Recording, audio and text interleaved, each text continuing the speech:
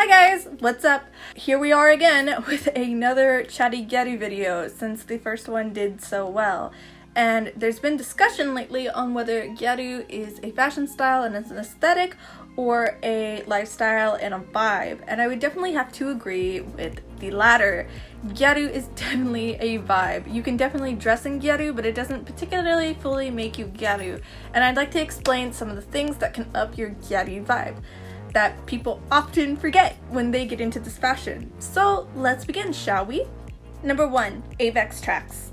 Avex Trax is a huge music corporation that's been around in Japan since the 90s, maybe even the 80s, but they definitely are associated with Eurobeat and the whole para movement, which people mostly associate with Gyaru. But what also people forget is the big three, as I like to call them, and those are 3 huge artists in Avex Trax that definitely influence Gyaru fashion in some way or another. And those 3 are Ayumi Hamasaki, Kodokumi, and of course Namie Amuro.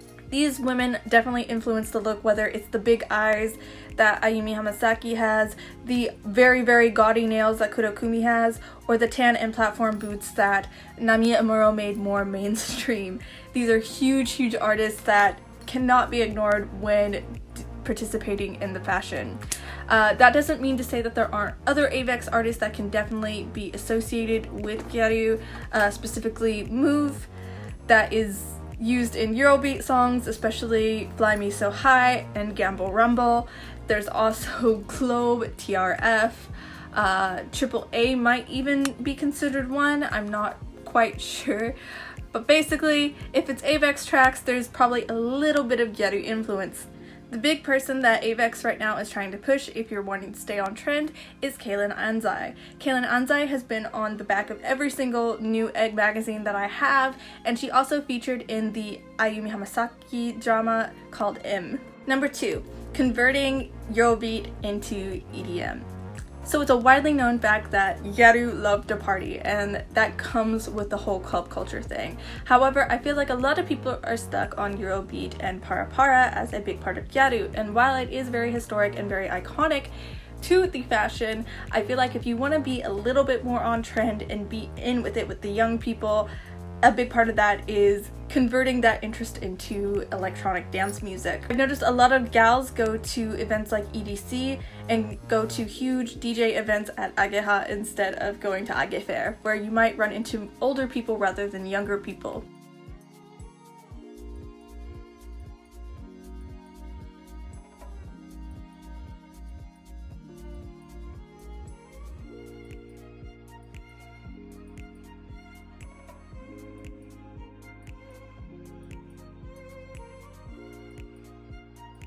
Number 3, getting into Exile Tribe. Exile Tribe has always been a huge part of Gyaru. They kind of coincide because Aura has always been associated with Exile Tribe, with the whole glittery tracksuits and just a rougher look. There's a lot of hip-hop and R&B and rap elements into Exile Tribe, and that's still very present today, even though the look is a little less harsh now. So getting into boy groups such as the Rampage and Ballistic Boys might oust you as a gal a little bit, but also being into J-dramas such as High and Low could also be a big way to get into the culture, considering that there's a little bit of gang and bosozoku culture and club culture in High and Low. Number 4, getting into car culture. Speaking of bosozoku, there is kind of a rebellious element that comes with car culture, and a little bit of a reason how I got into Gyaru is through the anime Initial D, which associated me eventually with Move and Avex Trax and Eurobeat, which led to para videos which had Gyaru in them.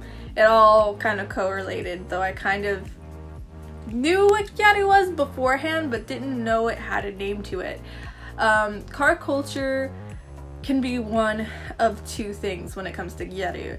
Gyaru either have boyfriends that are interested in cars and drift culture, which is very dangerous, by the way. That, or they're into cars themselves. And I say this because Egg used to have a feature in some of their magazines where gals would show off their cars or their motorbikes, and I entirely miss it. So if you're interested in car culture, definitely watch old drift videos or look at meets from Daikoku Futo. Those are the places to look if you're into just car associated things and want to be into Gyaru. You might find a Gyaru even at the meets here and there. Number 5, becoming a beautician. A lot of ex-Gyaru eventually end up wanting to work in the industry, and if they're not in the club life or nightlife industry, they work either to become beauticians, which means hair and skin and makeup, or they become nail techs. And nail techs is a very, very popular job with Gyaru, and a lot of ex-Gyaru go into that, as well as ex-paralists. It's a very interesting profession, and it will definitely up your gal vibe a little bit if you have such as a hobby. Number 6, following shop staff and models for fashion inspiration. This is a very important one if you're into Gyaru. If you're not interested in the fashion, this definitely isn't a style for you. But if you want to be taken more seriously as a Gyaru, the best thing to look at is not only other guys in Gyaru for inspiration, but models and shop staff. They will show you what's trending for the season and kind of guide you along. However, a big trend right now in the Gaijin Gyaru community is to look at old egg, pop teens, ranzukis, etc. to find their own personal style according to an era or a year where a certain trend boomed. For example, my outfit is probably more 2009, 2012-ish based. I'm definitely inspired by Ageha models such as Shizukamoto, Sakurai Rina, Momoeri, etc, etc. So if you're into shop staff or models, that's probably more of your deal. So follow shop staff blogs and look at old magazines, if not new ones. 7, getting into decoden. A huge hobby that some people had during the mid 2000s into the late was blinging everything or decodating it. A good way to get into Gyaru fashion or just getting a Gyaru hobby or interest is to want to customize everything that you have. And this might be your phone, this might be your nails, this might be your CD player. There's endless possibilities of things that you can deco out. Anyways, this has been my list of things that might up your gal vibe a little bit in terms of hobbies or interests. Were any of the things that I listed shocking to you? Are there any that I missed? Please share in the comment box below. Anyways, I hope this video was entertaining and helpful to you guys. Until next time!